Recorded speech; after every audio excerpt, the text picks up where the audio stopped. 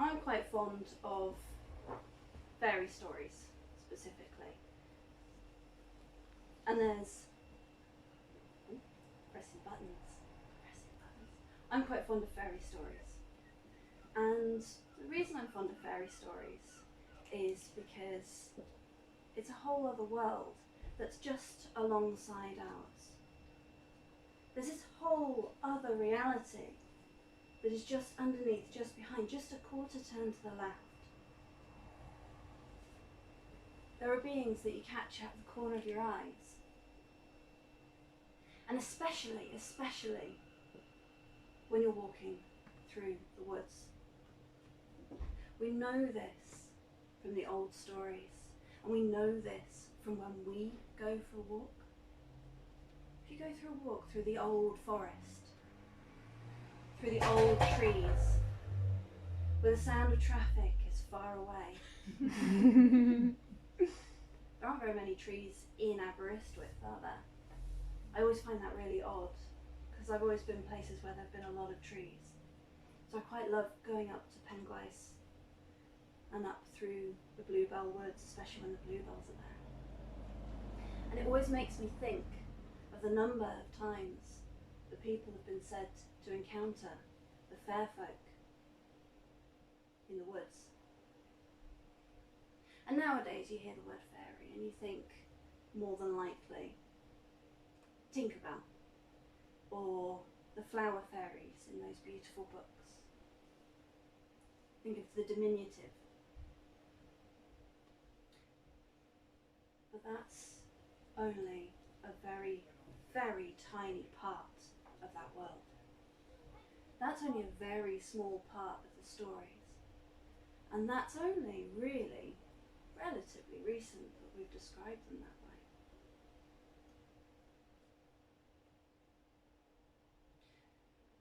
There once was a lass named Janet. And Janet was the daughter of a lord. And they had quite a large amount of land. And on that land there was, can you guess? A wood. There was a wood. And there was a deep wood, a wild wood, an old wood. And Janet's father had warned all of the maidens of the court not to go into those woods. The woods at Carter Hall. Not to go to Carter Hall. Now Janet, being Janet, was like, well, this land belongs to my family. So those woods are my space too. Why shouldn't I go to them? Why wouldn't I? And I like to imagine that, much like me, she enjoyed weaving through those old trees, with the light of the sun dappling through the leaves and staining everything deep green in the summer. She went to the woods. She went through those trees, and her skin was that green under the leaves. And deep, deep, deep in the woods, she found roses growing. Beautiful roses, just where the trees parted and the sunlight came down. Beautiful red roses. Which was strange, because wild roses aren't normally red. But they are gorgeous. They're 5 petals. The dog rose, that vibrant blood red. And Janet couldn't help but be entranced. She couldn't help but reach for them.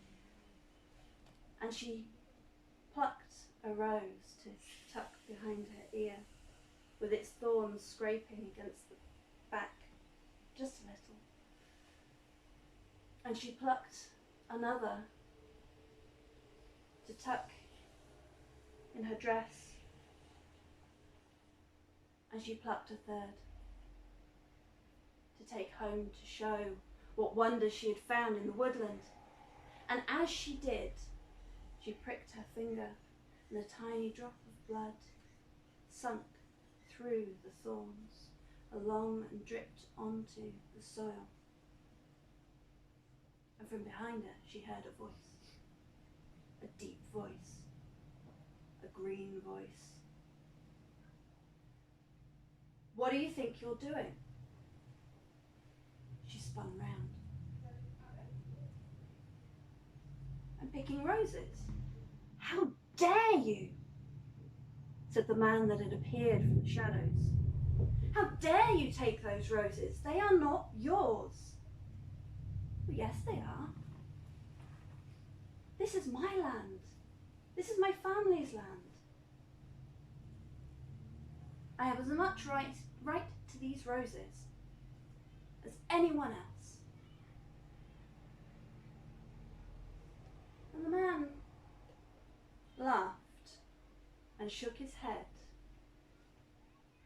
And he stepped forwards and slid his arms around her. And he said that there is a price for picking roses in the wild wood. There is a price for picking roses that are not yours. And as he leaned in closer, their lips barely inches apart, he said, "Are you willing to pay it?" And Janet said the only thing she could.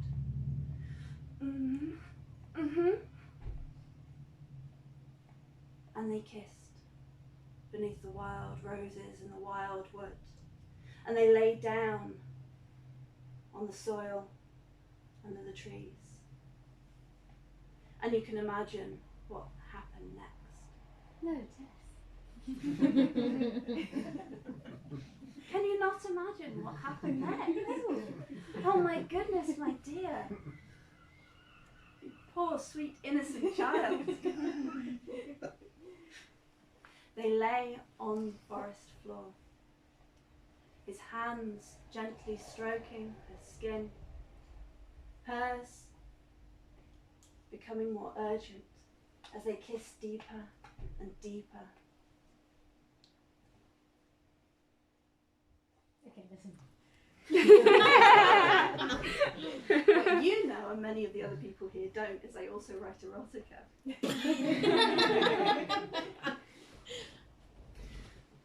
So I bet you can imagine just what happened next. And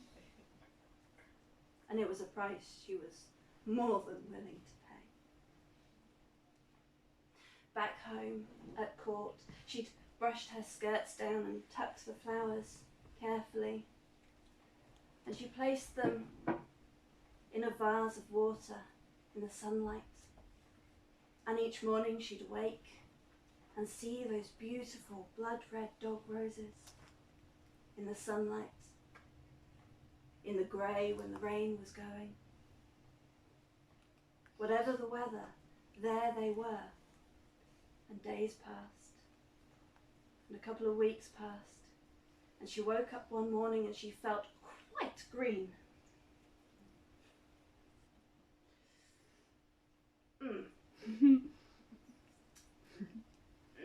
Okay, maybe it was something I ate. She woke up the next morning and she felt quite green. Hopefully it was something I ate. She woke up the next morning, and when she walked through court to breakfast and all the other maidens were rosy-cheeked and laughing, her father saw her come into the room through the door. "Janet, come here. You're looking very pale, Janet. You're looking very pale indeed." "What, me, father? No." "Janet, you're not pregnant, are you?" "Well, if I am," then it's not from anyone here. It's not from any mortal man. No, oh no. No, I couldn't be. It must be something I ate. Well, be sure you don't eat it again, dear girl. But Janet, of course, was not married. And it would have been such a scandal had his suspicions been true. That afternoon, Janet went to the woods. She wove through the old, old trees, her skin green with the light. And she found her way back to where the wild red roses were. Hello? Hello? Are you here? She called out, but no one came. Please? Hello? He was not coming. And so Janet reached for the blood red roses, and she plucked 1 and 2 and 3, and on the third she pricked her finger and a drop of blood fell upon the floor, and a voice behind her said, "You know what happened last time you did that." And she span around and she said, "Yes, I very well do. And we've got a problem."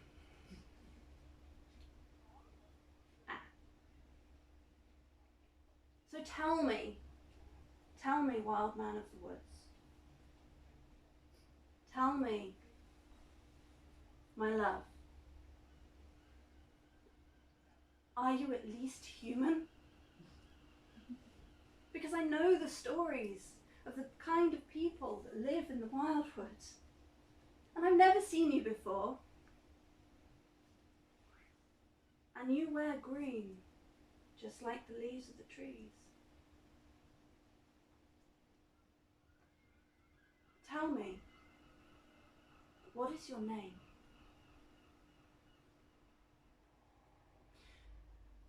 And the man said, "I am Tam Lin, and yes, I am as human as you are. And when I was a boy, I was hunting with my father, and I fell from my horse. And yes, I wear green because the Queen of the Fairies stole me away there and then. And I tell you what, I love it. It's great. Her court is beautiful. The food is delicious. You could almost say to die for. But I'm worried. I am worried, because they say that every 7 years she pays a tithe to hell to keep her corner of the land. And I know that 7 years are coming up, and I'm scared. I'm scared it will be me." And Janet didn't know what to do. So she did what any sensible person would, and she said, "Well, how can I help?" And he said, "Okay, not long from now, it'll be All Hallows Eve. And if you wait by the crossroads, we will ride. The fairy ride will go past. You'll see thunderous horses, and there will be marvellous, wondrous things. Let pass the black horse, and let pass the brown horse. But the rider on the white horse, that is me. Run to that horse and grab me and pull me down and hold me tight, and fear me not. And they will turn me into all kinds of things to make me let go.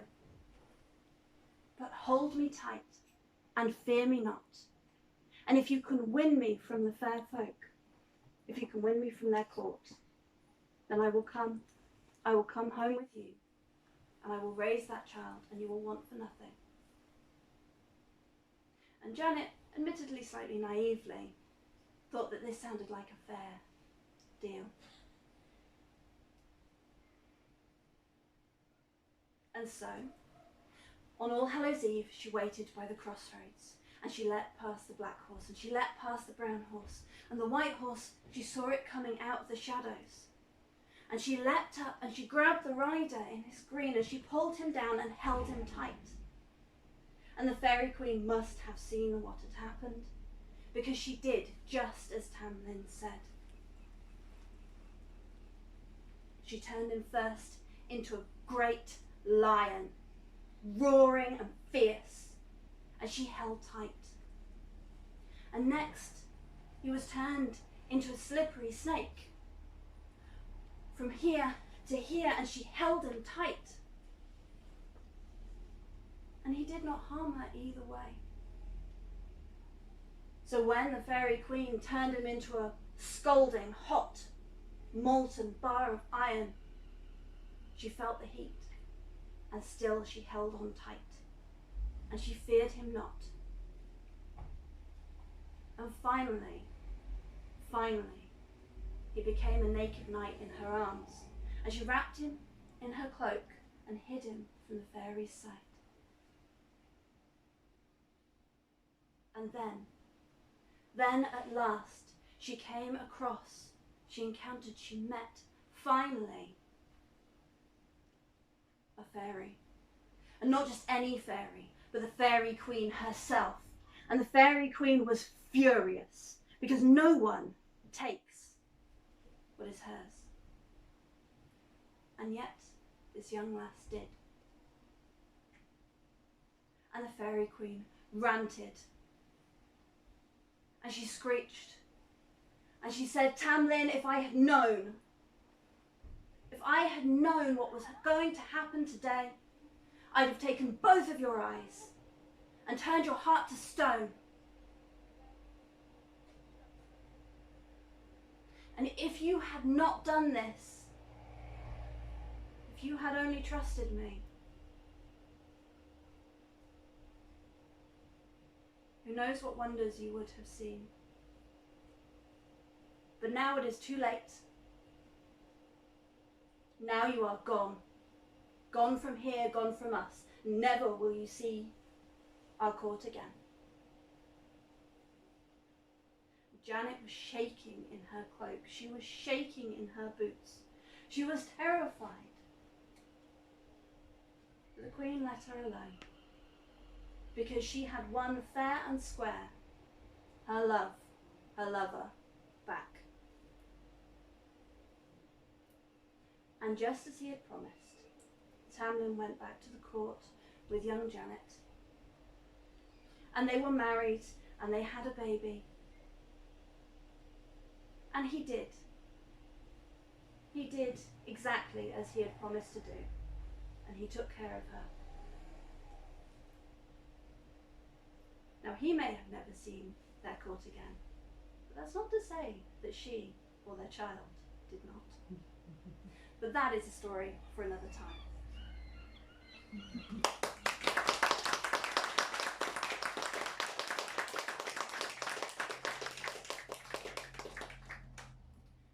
That you may have recognised from a ballad, the Ballad of Tam Lin, which is a Scottish border ballad from 16th, 17th century, I think it was written down in, possibly a bit earlier. So yes, that would traditionally be sung, and there are various versions that you may have come across, but I can never remember the tune. I have tried and tried and tried, but I can't remember the tune, so I thought I'd share it with you as a story.